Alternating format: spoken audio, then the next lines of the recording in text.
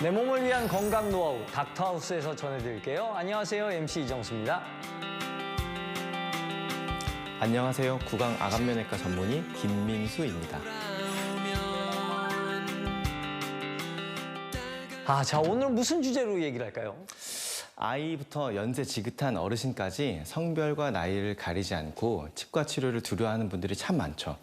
과학기술이 성장함에 따라 치과 기술도 함께 발전하였으나 이들의 두려움과 공포는 그와 상관없이 여전합니다. 그래서 오늘의 주제는 치과 갈르니 앓는다. 구강질환 키우는 치과 공포증입니다.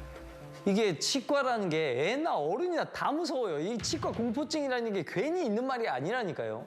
맞습니다. 국립국어원에 따르면 공포라는 단어는 두렵고 무서움을 뜻합니다. 그리고 치과를 방문하면 개개인의 이유로 다양한 스트레스가 시작되어 공포감이 몰려오는데요. 이렇게 치과 치료에 대한 정신적인 불안이 심해지면 결국 치과 공포증으로 악화하게 됩니다. 아니, 근데 이게 치과 공포증이라고 해서 이게 그냥 무서운 감정일 뿐 아닙니까? 그래서 큰 문제가 되는 겁니다. 아, 그래요? 치료를 할 때 느끼는 불안과 공포는 치과 진료를 미루게 만드니까요. 특히나 증상이 생긴 후 치료를 받으면서 느끼는 통증은 치과에 대한 두려움을 더욱 증가시킵니다. 이것을 치과 공포증, 즉 덴탈 포비아의 악순환이라고도 표현하는데요. 간단하게 때울 수 있는 충치 치료를 받지 못하거나 스케일링 같은 예방 치료를 받지 못하면 결국 치아를 빼야 하는 경우도 생깁니다.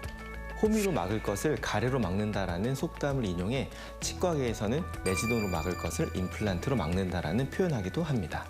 근데 치과에 그 특유의 냄새 있지 않습니까? 그것 때문에 더 공포스러운 것 같더라고요. 말씀하신 부분은 요즘엔 좀 덜하긴 합니다. 네. 과거 충치가 깊을 때 신경을 진정시키기 위해 사용했던 약재의 냄새가 좀 그랬습니다. 아직도 그 냄새를 기억하는 사람이 많다 보니 여전히 치과에 대한 두려움을 갖게 만드는 이유가 되기도 합니다. 아, 그리고 또 있어요. 또 그 공사장 같은 그 소리, 막 땅땅땅땅 뭐 이런 소리. 이것도 무섭거든요. 맞습니다. 많은 분들이 치과 공포증을 갖는 이유 중 대표적인 이유이기도 합니다. 충치를 갈아내는 드릴 소리나 초음파 스케일러 소리, 입안에 고인 물을 빨아들이는 기구 소리 등 치과 치료를 할 때는 유독 소리가 큽니다. 예민한 경우 칠판을 손톱으로 긁을 때 나는 소리처럼 소름이 돋고 괴로울 수도 있죠.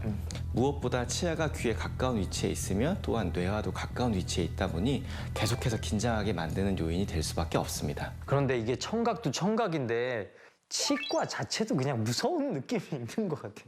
치과 진료를 할 때 얼굴에 물이 많이 튀기 때문에 포를 덮고 진료를 하는데요. 그러다 보니 환자는 어떤 과정인지 어떤 기구를 사용하는지 볼 수 없기 때문에 더욱더 공포감을 느끼기도 합니다. 이렇게 근데 이유가 다양한데 그럼 공포증을 없애는 게 이거 거의 불가능한 게 아닐까요?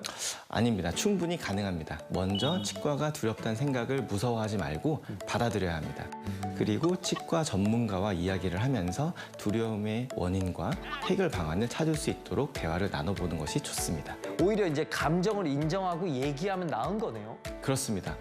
치과에 다녀온 후 충분한 칭찬을 받는 아이처럼 가장 좋아하는 음식을 먹는다든가 그날 하루만큼은 충분한 휴식을 취하는 등 나만을 위한 보상으로 격려하는 방법도 있습니다.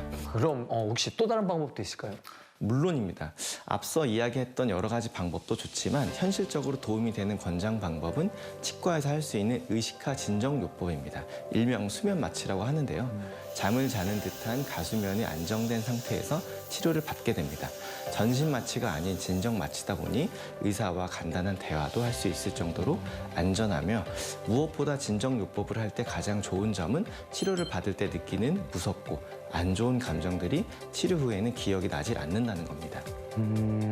특히나 치과 공포증으로 인해 잇몸이 상할 정도로 치아 문제를 방치하여 발치한 경우 인공치근을 잇몸뼈에 심는 임플란트 치료를 하게 되는데요. 단기간에 끝나는 치료는 눈을 질끈 감고 해도 잇몸 절개나 잇몸뼈의 드릴 작업 등 긴 시간을 요하는 치료 과정을 거쳐야 할 땐 치과 공포증이 있는 분들은 무척이나 힘들죠.